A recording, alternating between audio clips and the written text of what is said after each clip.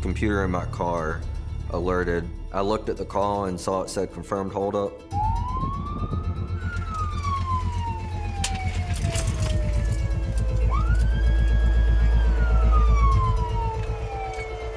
The information we were given was the suspects were leaving in a black Honda Accord.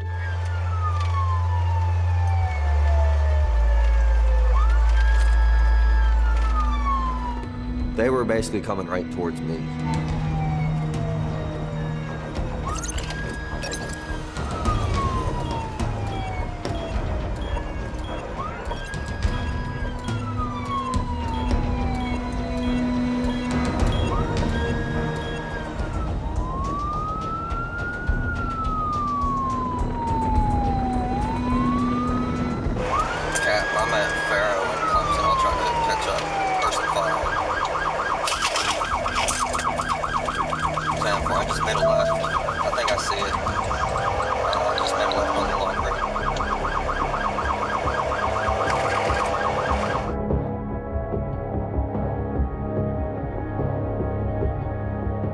When I heard the emergency tone, my ears peaked up. A bank robbery is one of the most serious calls because not only would it carry penalties within the state, but federally. I wanted to be the one to get behind the suspect. I was within 1.5 to 2 minutes of making contact. Clemson approaching Fair Road.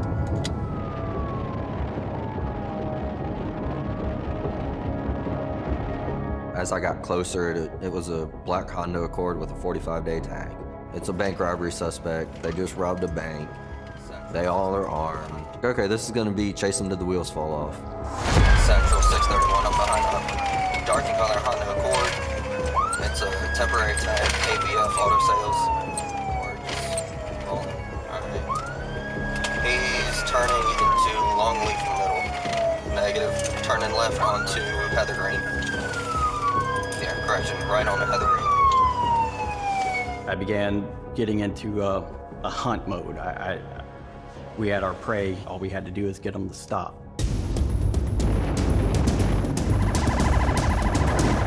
That's one of the reasons I got into law enforcement as well was, I mean, got into it to drive fast. We stopped, we're making a right on the Corson Loop. Corson Loop is lined with houses, both sides. Every street off of Heather Green Drive ends in a cul-de-sac. So obviously I know that, and it's either gonna be them running on foot or a shootout.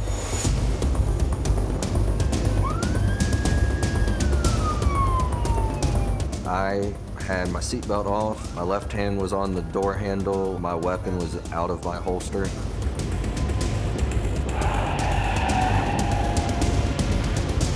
We were both locked in on the vehicle. I'm not only going after these subjects, I'm keeping an eye on my deputy, and I'm going to do whatever I could to keep him safe. We're passing Camus Court. Making a left at the dead end. I caught my mirror, and that's the first time during this whole incident that I knew somebody else with the sheriff's department was with me. I've known McAdams since before he was a deputy sheriff. He's always been a very steadfast officer. He's got the fighting spirit. Or correct, making a left, correct. Making a left.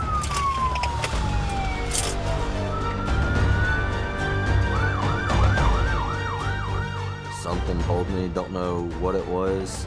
The hairs on the back of my neck stood up.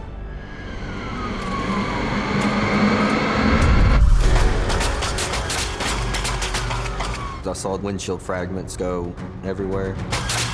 I had no idea how many times my car was actually hit. Shots fired, shots fired!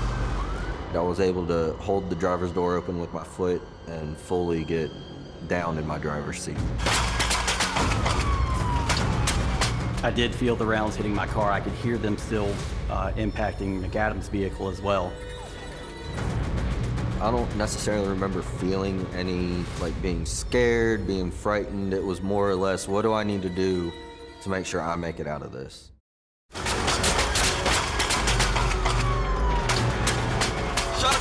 Shots fired. Time slowed down. My goal was, at that point, to try and draw the fire and keep it from McAdams. I was able to draw my weapon, and I leveled up on one of the passengers getting out of the vehicle. And I fired through my windshield. I struck him twice in the leg.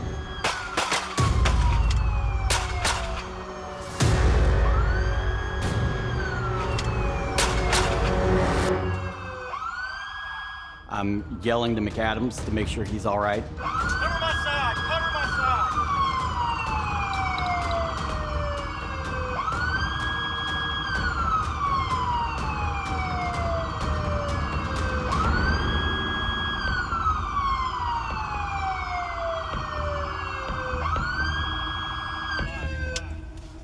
Tactical gear.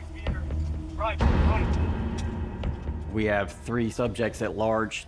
McAdams and I were only 2 deputies. We had residents that had been home starting to exit, so containing the scene at that point became the chief priority.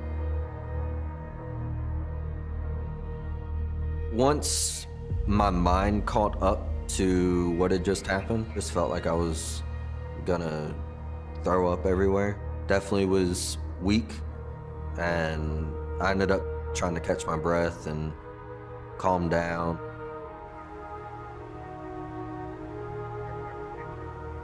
I remember asking if I could call my mom. I just needed to talk to her. As McAdams and I are returning back to our cars, there's a bystander coming down the road beeping the horn and saying they fled, they were in another vehicle. This sucker, we just flagged down on the scene. They're alleging they got into another dark color Honda Accord. I knew everybody was coming. Once you put out shots fired over the radio, everybody in the county's coming. I remember talking with Captain Duke and saying how I wanted to go after him again and that I should have been the one chasing them the second time because they just shot at us, and just the definite mentality of, you just did that to me, now I'm really gonna get you. You're not gonna outrun me. Myself and 31 are gonna be going to the perimeter here. And Captain Duke said, no, besides the fact that it's a crime scene, he was like, Ryan, they flattened all 4 of your tires. I was like, I can ride on rims. I'll chase them down on rims. After a few minutes, I heard Deputy Copenhaver was directly behind the vehicle.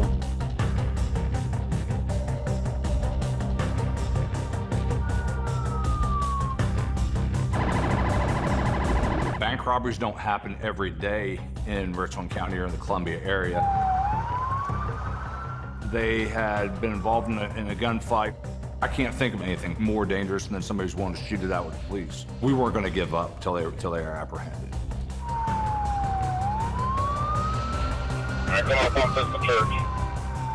Their speed was anywhere from probably 85 to 100 miles an hour. Those roads are not designed for that kind of speed. There's very little shoulder. I figured the longer we let this go, the more chances for a bad outcome. All right, crossing Pucnji Church, outbound Wilson.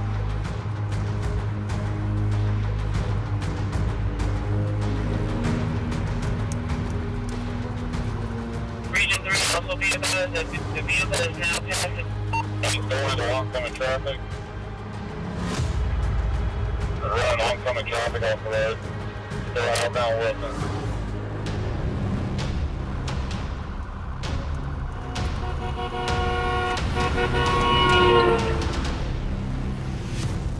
A mom in her minivan, I believe she had her children in the minivan, was coming southbound. This takes us to a different level. All right, Max, scratch. If I get a clean shot, he's going in the ditch.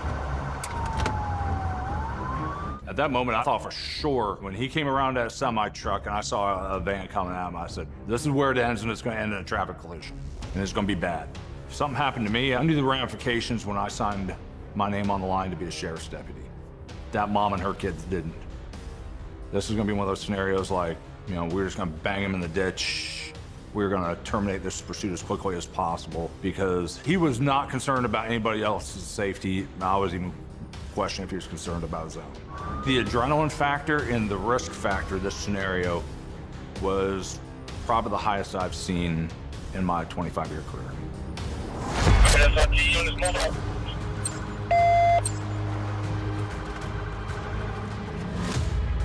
He forced me into the back end of him. At that point, it was like, okay, all bets are off.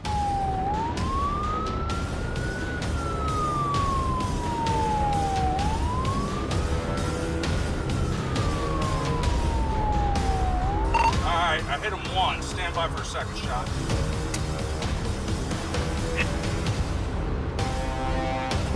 Stop. Maxwell, get out of the way, Maxwell.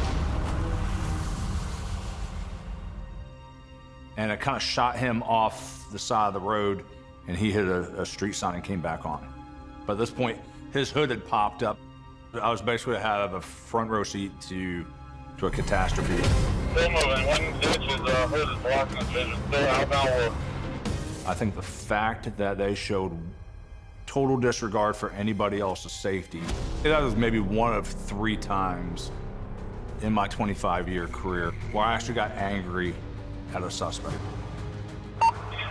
When you hit it, stay down. They were expecting a second gun battle to ensue. He was driving completely blind.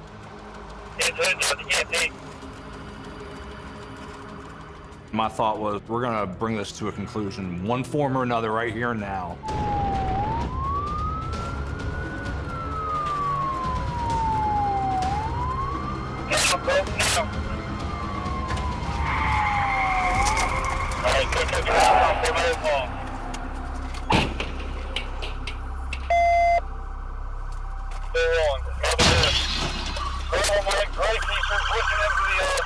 Two of the suspects flee out the back passenger door into the trailer park. The driver's still in the car. Myself and Brad Maxwell took him out of the car at gunpoint and placed him in handcuffs safely. We had the other 2 in custody probably in about 45 seconds. When I searched the car after we had all 3 in custody, we found close to $10,000 in U.S. currency that was stolen from the bank. There was a Mac 11 and 2 handguns.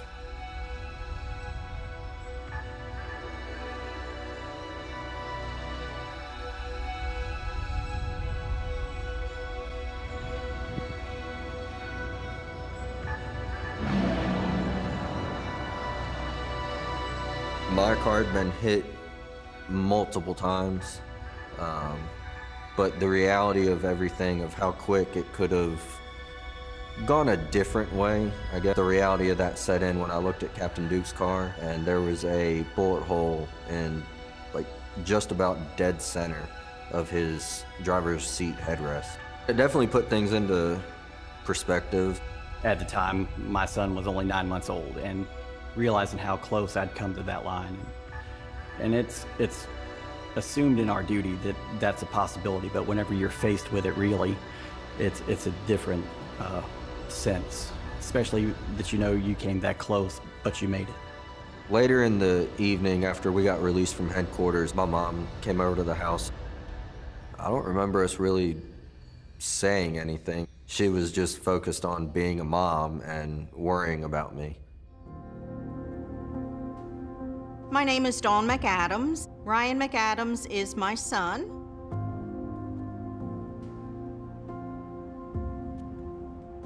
I saw a call come in from Ryan, and I just let it go to voicemail. Hey, Mom, before you see it on the news, I'm okay. So I just, Captain said I could call and tell you that at least for now. Bye.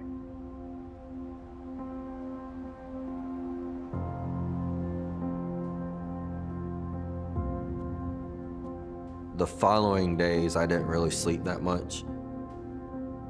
It would play over in my head over and over.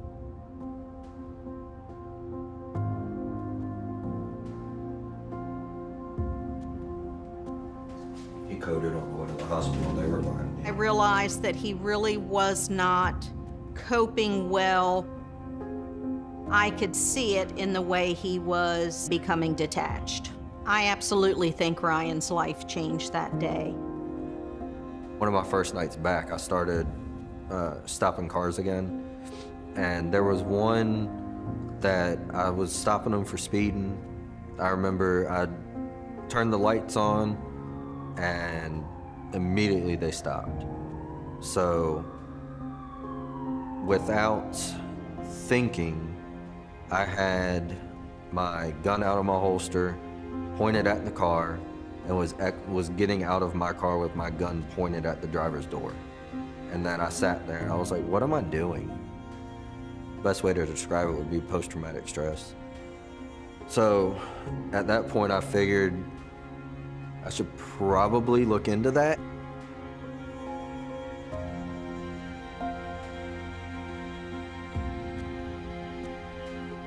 I'm extremely proud of the way McAdams handled himself. He showed that admitting this didn't hinder your ability to be a law enforcement officer. People need to feel more comfortable about their mental health. It's okay to not be okay, and it's okay to ask for help. Words can't describe how proud I am of him. I'm definitely in a better place.